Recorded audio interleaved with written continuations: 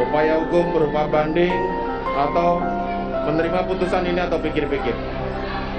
Demikian sidang perkara nomor 798 BW 2022 atas nama terdakwa Richard Eliezer Budiang Lumiu dinyatakan ditutup.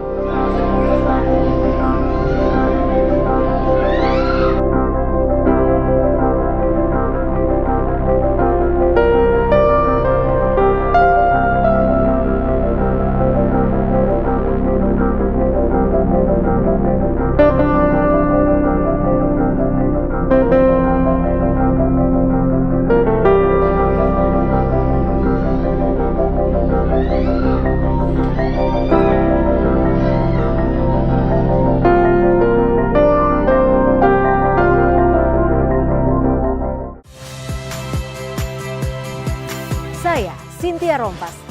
Saksikan program-program Kompas TV melalui siaran digital, pay TV, dan media streaming lainnya.